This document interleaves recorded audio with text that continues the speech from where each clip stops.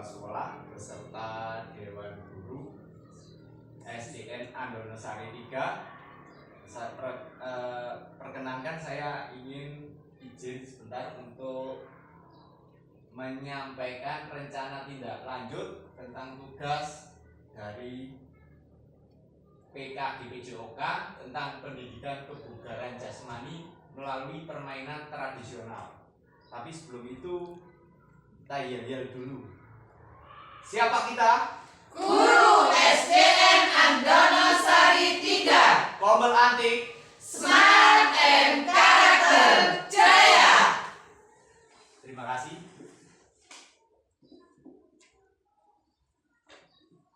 Saya mulai dari latar belakang. Kebugaran jasmani adalah hal penting dalam melakukan aktivitas kita setiap hari, baik dalam hal belajar maupun melakukan aktivitas lain. Dasar pembelajaran konsep kebugaran jasmani PJOK di sekolah dasar adalah untuk memfasilitasi peserta didik dalam belajar dan membantu untuk selalu menjaga fokus dalam kegiatan belajar. Dengan pengambilan konsep kebugaran jasmani dengan mengkombinasikan dengan permainan tradisional, diharapkan dapat membantu motivasi siswa karena olahraga permainan tradisional sangat digemari oleh anak-anak. Minat berolahraga murid di SDN Andonosari 3 sangat tinggi. Tentu ini merupakan modal yang dapat dikembangkan oleh sekolah untuk memfasilitasi minat dan keinginan murid. Selain itu, ini juga didukung dengan adanya aset fisik dan manusia, aset guru dan orang tua. Pendidikan jasmani, olahraga, dan kesehatan PJOK memiliki peranan penting dalam membentuk karakter dan kemampuan sosial siswa. Konsep pendidikan kebugaran jasmani merupakan pendekatan yang mendukung dalam mencapai tujuan pembelajaran tersebut.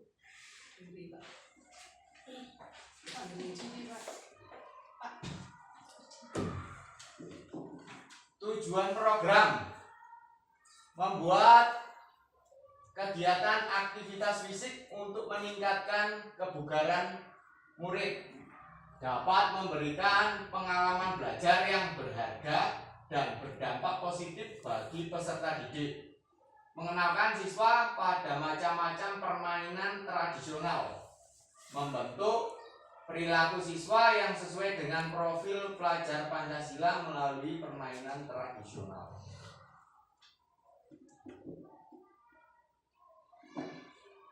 Capaian langkah-langkah dan hasil yang diharapkan untuk tiap tujuan sebagai guru pendidik jasmani, olahraga, dan kesehatan PJOK.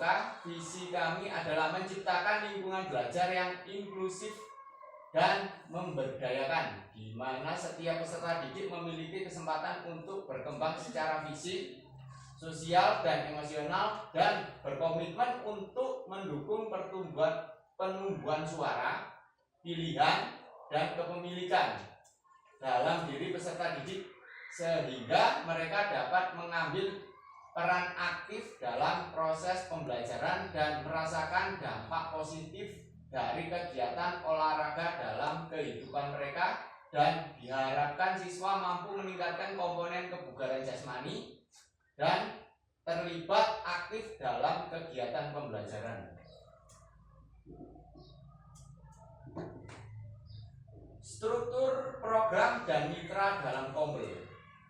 Ini penanggung jawab kepala sekolah, ketua program guru PJOK, tim pelaksana, peserta didik, dan guru orang tua. Kegiatan rutin, aktivitas permainan tradisional sesuai jadwal yang ditentukan. Kegiatan khusus lomba permainan tradisional meliputi kombelnya kombel sekolah, yaitu kombel antik, siswa, orang tua.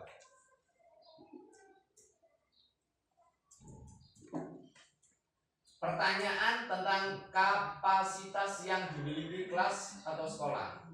Modalnya manusia, kepala sekolah, guru, orang tua murid, dan komite sekolah.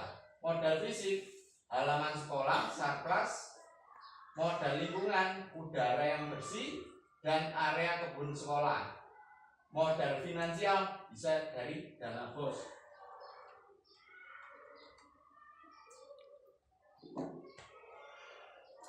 Lini masa program kegiatan. Tahap 1 konsultasi dengan kepala sekolah. Tahap 2 sosialisasi dengan KBS. Tahap 3 diskusi dengan peserta didik terkait voice choice dan ownership. Tahap 4 pelaksanaan program yang telah direncanakan. Tahap 5, maaf ini tulisannya 5.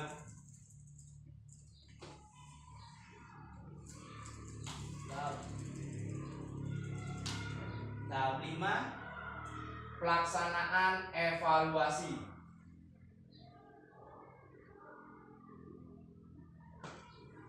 Pernyataan tentang kapasitas yang dimiliki kelas atau sekolah meliputi aset manusia, aset politik, aset fisik, aset sosial, aset finansial.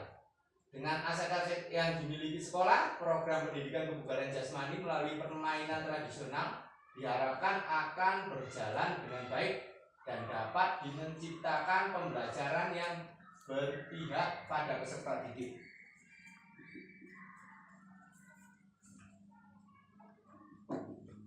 Rencana evaluasi, umpan balik siswa, kuesioner, dan wawancara untuk mengetahui dapat menceritakan pengalaman mereka. Kedua, dokumentasi kegiatan, video dan foto. Ketiga, pengamatan selama kegiatan. Kemungkinan tantangan: cuaca, kegiatan yang benturan, terus evaluasi dan umpan balik. Untuk solusinya, memindahkan kegiatan ke dalam ruang atau mengatur ulang jadwal. Terus berkoordinasi dengan pihak sekolah untuk menyesuaikan jadwal. Melakukan evaluasi menyeluruh setelah pelaksanaan dan menganalisis umpan balik untuk perbaikan. Tantangan. Sudah. Tantangan kurang N. Iya, Bu. Sekian, terima kasih. Demikian paparan saya untuk Ibu sekolah, Ibu kepala sekolah dan Dewan Guru. Monggo jika ada sanggahan. Saya Pak, tadi di situ disebutkan ada beberapa aset yang aset salah satunya harus dimiliki sekolah. Ada aset tentang aset manusia, aset politik, aset fisik, sama aset sosial. Bisa dijelaskan tentang aset politik itu yang seperti apa Pak? Kalau yang aset-aset lainnya kemungkinan kami bisa mengetahui, tapi kalau aset politik itu contohnya seperti apa? Iya Bu Ferry, terima kasih untuk pertanyaannya. Untuk aset politik itu meliputi kebijaksanaan untuk keputusan program-program yang ada di sekolah Bu Ferry. Contohnya mungkin keputusan tentang kegiatan, misalkan keputusan untuk merayakan Maulid atau kegiatan hari besar lainnya. Ya.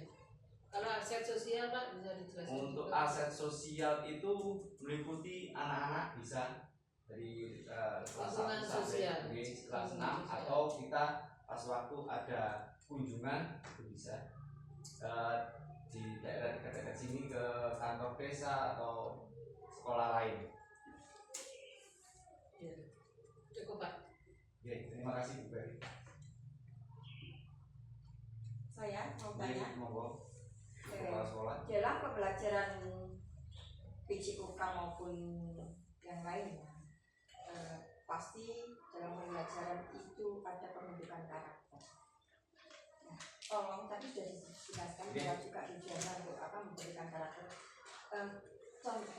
Bagaimana cara membentuk karakter siswa pada pembelajaran PJOK?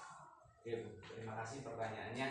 Saya memberikan evaluasi untuk anak-anak atau penilaian untuk anak-anak tentang bagaimana menghargai teman pas waktu kita memilih kelompok.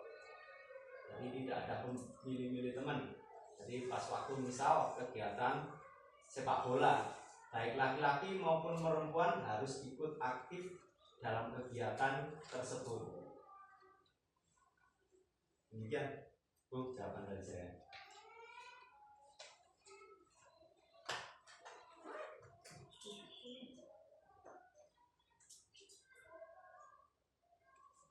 Itu kalau dalam pendidikan kelompok ya. Tapi kalau secara pribadi bagaimana pembentukan karakter itu kan apakah perlu dicontohkan oleh gurunya? Guru sebagai teladan, sebagai contoh, ya.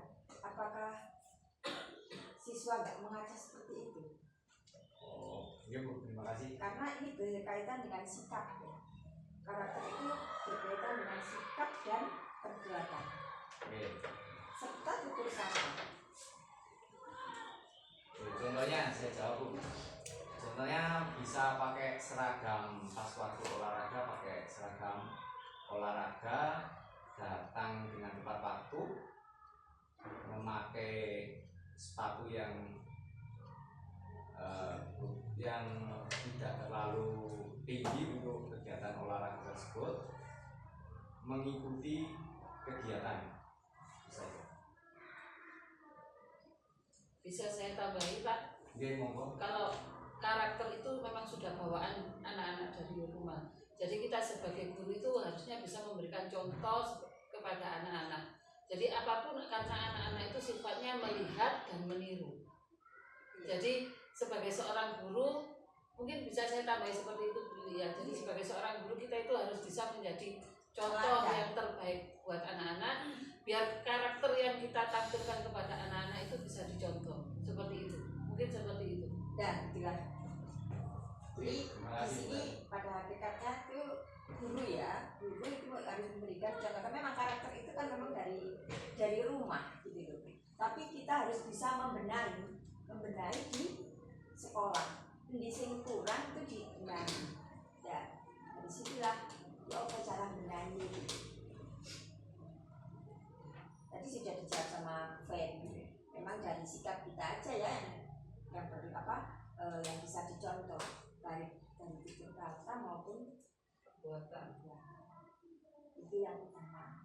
Karena tadi bilangnya kan karakter. Lanjut. Oke, terima kasih. Monggo yang lain.